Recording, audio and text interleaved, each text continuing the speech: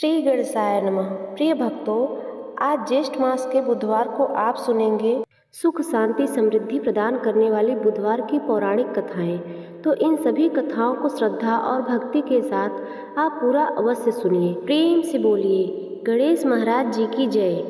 बहुत समय पहले की बात है। एक गांव में एक भाई बहन रहा करते थे। भाई बहुत गरीब था, पर उसकी बहन पैसे वाली थी।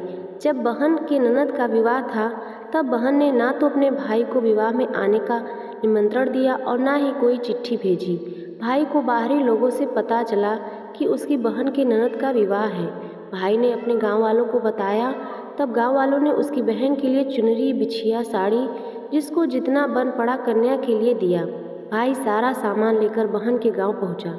बहन के घर जाने पर बहन की देवरानी बोली, भाभी जी, आपके भाई आए हैं। तो बहन ने पूछा, कैसे आए हैं और क्या पहना है? तब देवरानी ने कहा कि पैदल आए हैं, फटी पगड़ी, फटी धोती पहने हैं। बहन बोली, मेरे ससुर हवेली के सामने दुकान में बैठे हैं, मुझे शर्म आती है। भाई को बोलो कि पीछे के दरवाजे से आए। भाई के आते ही बहन ने भाई को एक कमरे में बंद कर दिया, बाहर से ताला लगा दिया। एक तरफ लड़की का विवाह हो रहा था, गाजे बाजे बज रहे थे, अतिथियों को भोजन कराया जा रहा था और दूसरी तरफ भाई को कोई भी पानी तक पूछने वाला नहीं था। तभी भांजे की बहू को दया आ गई। उसने दरवाज़ा खोल दिया। दरवाज़ा खुलते ही भाई वहाँ से भागा। 2 दिन भूखे प्यासे रहने के कारण उसे चक्कर आने लगे। रास्ते में एक गणेश जी का मंदिर था। वहाँ जाकर वह गिर गया और रोते रोते गणेश भगवान को अपनी व्यथा सुनाई और बोला, हे गणेश जी महाराज, आज मेरी गरीबी के कारण मेरी सगी बहन ने मुझे धिक्कार दिया। घर जाने पर मेरी पत्नी, बच्चे मुझसे पूछेंगे कि विवाह से क्या लेकर आए हो, तो मैं क्या जवाब दूंगा। तब गणेश जी को उस पर दया आ गई और गणेश जी भगवान बोले, मेरे बगीचे से ककड़ी तरबूज तोड़कर ले जा। तब भाई ने ककड़ी तोड़कर झोला भर लिया और अपने घर गया। घर जाते ही बच्चों ने पूछा, पिताजी, बुआ के यहाँ से हम लोगों को लिए क्या लाए? बच्चे उसके झोला देखने लगे। झोला खोलते ही छोटे छोटे तरबूज सोने के गेंद में बदल गए। बाकी तरबूज को काटने पर हीरे मोती निकले। पत्नी बोली, आप बहन के घर से इतना कुछ क्यों लाए? आपकी बहन ने हम लोगों को बहुत ज़्यादा दे दिया है। भाई ने कुछ भी जवाब नहीं दिया। गणेश भगवान की कृपा से उसके दिन बदल गए। भाई का काम धंधा जोरों से चलने लगा और भाई अब बुधवार का व्रत भी करने लगा। धीरे धीरे गहने कपड़े रहने के लिए मकान बन गए। पत्नी बोली, एक बार नंद जी को बुलाकर लाओ। भाई ने नए कपड़े, नए जूते पहनकर रथ में बैठकर बहन को लेने गया। देवरानी बोली, भाभी जी, आपके भाई आए हैं। बहन ने पूछा, कैसे आए हैं, क्या पहना है? तब देवरानी बोली, रथ में बैठकर खूब ठाट बाट से आए हैं। बहन बोली, मेरे भाई को बोलो कि हवेली के सामने से आए, मेरे ससुर देवर जेठ देखेंगे भाई का। बहन ने खूब स्वागत सत्कार किया। भाई बोला, बहन, मैं तुम्हें लेने आया हूँ।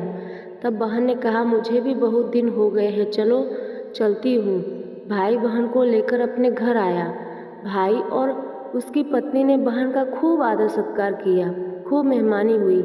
जो चीज़ें मांगी सब बनवाकर उसे दे दिया। बहन बोली, भाई, मुझे एक जोड़ी जूतियाँ चाहिए। तब भाई ने मोची को बुलवाया और कहा, मेरी बहन के लिए ऐसी जूती बनाओ जो मुँह से बोले। तब मोची ने कहा, इसमें कुछ समय लग जाएगा। तो भाई ने कहा, कोई बात नहीं, मैं इंतज़ार कर लूँगा।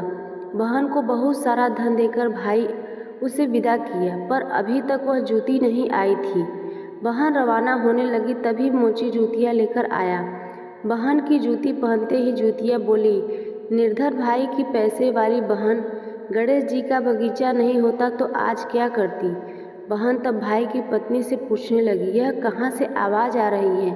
तब भाई ने कहा, सुबह का समय है, कोई जीव जंतु बोल रहे होंगे। भाई ने घोड़े गाड़ी को जल्दी जाने को कहा। बहन ने जाते ही पत्नी जिद करके बैठ गई। बोली, अजी बताइए, जूतियाँ क्या बोल रही थी? तब पति ने पूरी बात उसे बताई। सारी आप बीती कह सुनाई कि कैसे बहन ने मुझे 2 दिन भूखा रखा, कमरे में बंद कर दिया था। भांजे की बहू ने दरवाज़ा खोला, तब मैं बाहर आया और गणेश जी की शरण में जा पहुँचा। गणेश जी की कृपा से हमारे दिन बदल गए।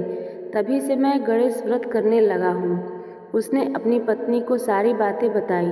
तब पत्नी बोली, अगर मुझे मालूम होता तो मैं आपकी बहन को कुछ नहीं देती। मेरा दिया हुआ सब कुछ वापस लेकर आओ। तब पति बोला, अरे पगली, गणेश भगवान ने हमें सब कुछ दिया है। अगर वह मुझे भूखा प्यासा कमरे में बंद नहीं करती तो मैं गणेश भगवान के मंदिर में क्यों जाता? क्या मैं गणेश जी को अपना दुख सुनाता? तुम अपना मन मैला मत करो। और हाँ, अपने पर तो गणेश जी की कृपा और किस चीज़ की कमी है। फिर दोनों गणेश जी के आगे झुककर प्रणाम करते हैं और जय जयकारा लगाते हैं। हे गणेश जी महाराज, जैसी कृपा आपने गरीब भाई पर की, वैसी अपनी सभी भक्तों पर कृपा बनाए रखना। प्रेम से बोलिए गणेश भगवान की जय। प्रिय भक्तों, अब आइए सुनते हैं गणेश भगवान की पूजा पाठ में सुनी जाने वाली पौराणिक कथा। एक गांव में एक सेठ और सेठानी रहा करते थे।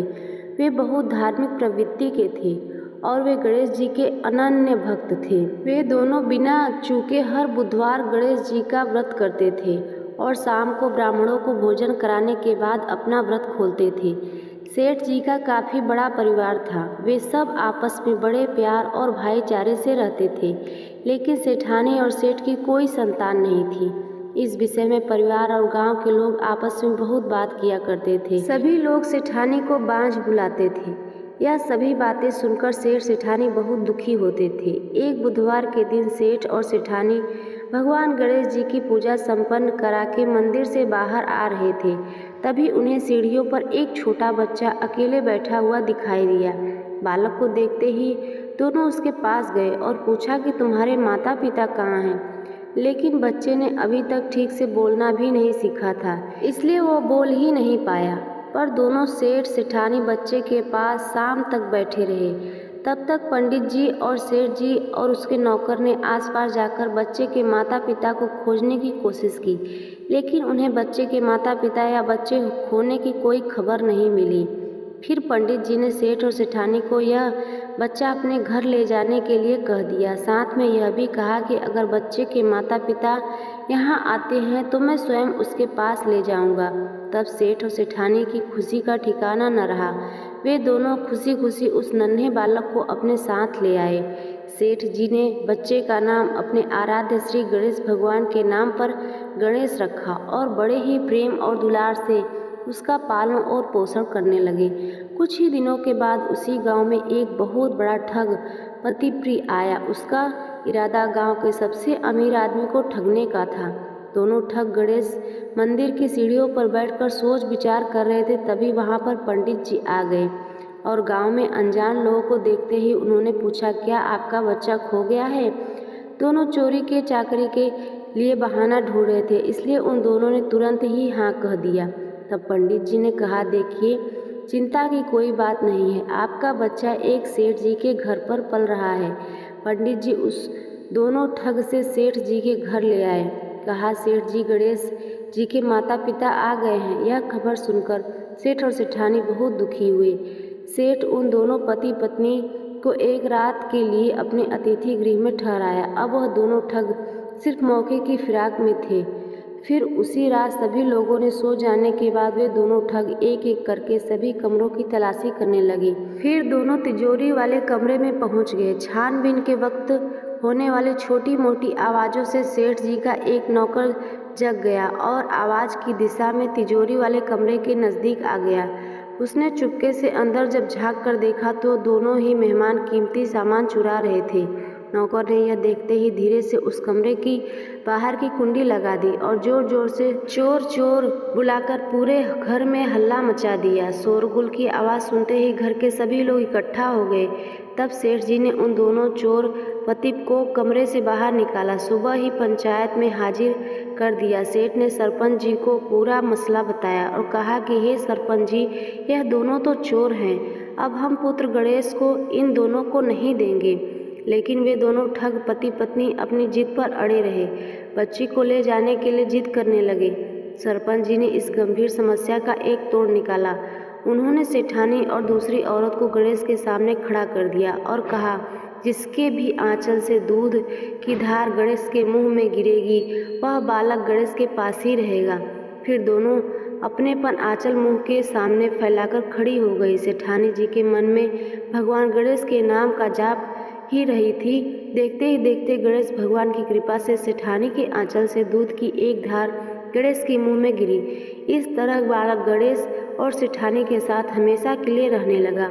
उन दोनों ठग पतित को राजा के सिपाहियों ने गिरफ्तार कर लिया और उन्हें कैद खाने में डलवा दिया। इस तरह निसंतान सेठ और सेठानी को भगवान श्री गणेश की कृपा से एक पुत्र की प्राप्ति हुई। तो प्रेम से बोलिए गणेश जी भगवान की जय। भक्तों, आइए अब सुनते हैं गणेश महाराज जी की विवाह की कथा। एक बार तुलसी विवाह के हेतु वर ढूंढने के लिए तीर्थ यात्रा पर निकली थी। अब ढूंढते ढूंढते वह गंगा किनारे पहुंच गई। उस समय गणेश भगवान गंगा किनारे तप कर रहे थे।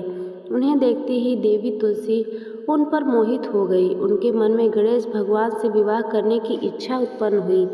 फिर देवी तुलसी ने गणेश जी के पास जाकर उनका ध्यान भंग कर दिया और आंखें खोलने के बाद गणेश भगवान के सामने देवी तुलसी खड़ी थी।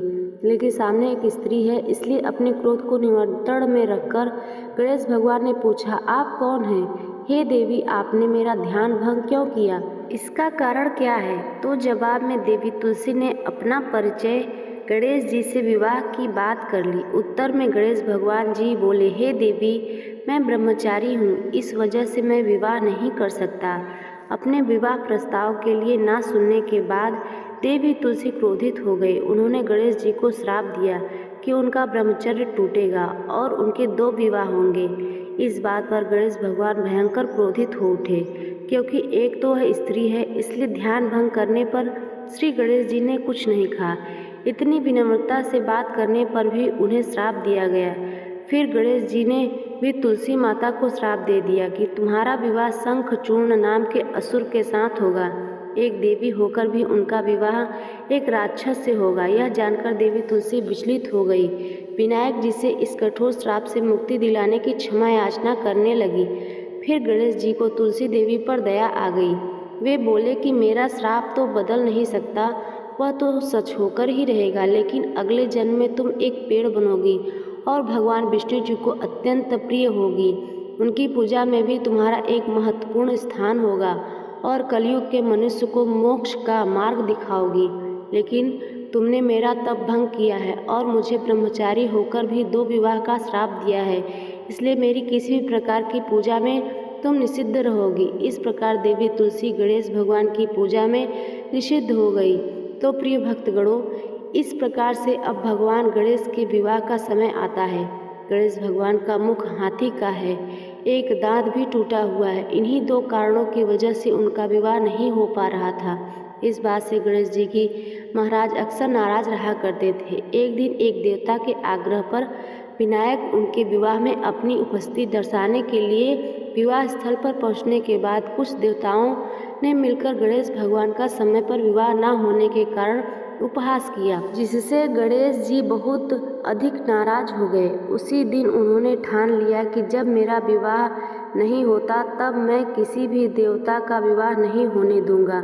गणेश भगवान के पास विवाह और अन्य संदेश लाने का काम उनके प्रिय वाहन मूषक राज करते थे। अब मूषक राज जब भी किसी देवता के विवाह का समाचार लाते तब गणेश जी उन्हें आदेश देते। मूषक राज अपनी सेना के साथ जाकर उस विवाह के मंडप को गिराकर तहस नहस कर देते और बारातियों को भी भगा देते। इस तरह गणेश जी और मूषक राज की मिली भगत की वजह से किसी भी देवता का विवाह नहीं हो पा रहा था। गणपति जी के व्यवहार से तंग आकर सभी देवी देवता भगवान शिव और माता पार्वती जी के पास पहुंच गए। इस विराट समस्या का समाधान मांगने लगे। भगवान शिव और माता पार्वती ने कहा, इसका हल तो आपको केवल ब्रह्मदेव जी के पास ही मिल सकता है। कृपया करके आप ब्रह्मलोक जाइए। तब माता पार्वती और महादेव जी को प्रणाम करके सभी देवी देवता ब्रह्मा जी के पास गए। देवताओं की समस्या को ठीक से सुनने के बाद ब्रह्मा जी ने अपनी योग की शक्ति से 2 कन्याओं का निर्माण किया। कन्याओं का नाम था रिद्धि और सिद्धि। वह दोनों ब्रह्मा जी की मानस पुत्रियां थीं। उन्हें लेकर ब्रह्मा जी गणेश जी महाराज जी के पास गए। उनसे अपनी पुत्रियों को ज्ञान और शिक्षा प्रदान करने का निवेदन करने लगे। ब्रह्मा जी का मान रखने के लिए एकदंत भगवान ने रिद्धि और सिद्धि को शिक्षा देना आरंभ किया और फिर उस दिन के बाद से जब मूषक राज किसी विवाह की खबर लाते, उस वक्त रिद्धि और सिद्धि गणेश जी को अपनी बातों में उलझा कर रखती थीं। दूसरी तरफ देवताओं का विवाह संपन्न हो जाता। एक दिन बुद्धि के देवता भगवान गणेश जी को यह बात समझ में आ गई, लेकिन उनके क्रोध में आने से पहले ही ब्रह्मदेव अपने दोनों पुत्रियों के साथ प्रकट हो गए। रिद्धि और सिद्धि को सामने देखते ही गणेश जी का क्रोध बढ़ने लगा, किंतु विनायक जी के मुख से कोई भी शब्द निकलने से पहले ही भगवान ब्रह्मदेव ने कहा, हे गणेश, आपने स्वयं ही मेरी पुत्रियों को शिक्षा दी है। अब मुझे इन दोनों के विवाह योग्य वर नहीं मिल रहा है। मेरी आपसे विनती है कि आप ही रिद्धि और सिद्धि से विवाह करके मुझे धन्य कीजिए। परमपिता ब्रह्मा जी की शांत वाणी को सुनकर गणेश जी का क्रोध शांत हो गया और वह उस विवाह प्रस्ताव के लिए हंसी खुशी राजी हो गए। विवाह के बाद अपने दोनों पत्नियों से उन्हें 2 पुत्र प्राप्त हुए, जिनका नाम रखा गया शुभ और लाभ। तो प्रेम से बोलिए गजानन भगवान की जय। भक्तों, यदि आज की कथा आपको पसंद आई हो तो वीडियो को लाइक और चैनल को सब्सक्राइब जरूर करें और कमेंट में जयकारा